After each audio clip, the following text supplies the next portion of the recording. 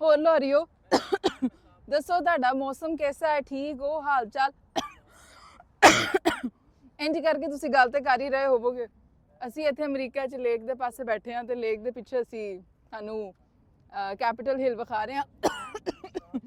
ਇੰਜ ਕਰਕੇ ਤੁਹਾਡਾ ਇਸ ਵੇਲੇ ਹਾਲ ਹੋਇਆ ਹੈ ਤੇ ਥੋੜਾ এনवायरमेंट ਬਦਲੋ, ਕੋਈ ਮਾਹੌਲ ਬਦਲੋ ਤਾਂ ਕਿ ਜਿਹੜਾ ਉੱਥੇ 에ਅਰ ਕੁਆਲਿਟੀ ਇੰਡੈਕਸ ਨੇ ਸਤਿਆਨਾਸ਼ ਕੀਤਾ ਹੋਇਆ ਉਹ ਤੁਹਾਡੀ ਸਿਹਤ ਦਾ ਸਤਿਆਨਾਸ਼ ਨਾ ਕਰ ਸਕੇ। ਐ ਮੈਂ ਖਾਲੀ ਤੁਹਾਡੇ ਨਾਲ ਥੋੜੀ ਸੀ ਵਾਈਬ ਮਿਲਾਉਣ ਲਈ ਕੀਤੀ ਹੈ। Otherwise the temperature is good here, the air quality index is wonderful here as compared to Pakistan, specifically Lahore।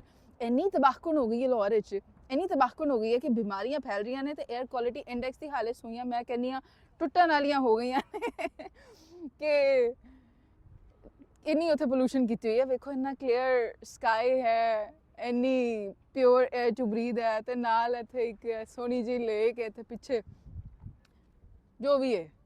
ਤੇ ਖਿਆਲ ਰੱਖੋ ਆਪਣਾ, ਮਾਸਕ ਲਾਓ ਤੇ ਗ੍ਰੀਨ ਲੋਕਡਾਊਨ ਤੁਹਾਡਾ ਲੱਗਿਆ ਹੋਇਆ ਹੈ ਉਹਨੂੰ ਇੰਜੋਏ ਕਰੋ ਤੇ ਘਰ ਬੈਠੋ, ਥੋੜਾ ਥੋੜਾ ਟਾਈਮ ਨਾਲ ਬਾਹਰ ਜਾਓ। ਮੈਨੂੰ ਇਜਾਜ਼ਤ ਦਿਓ।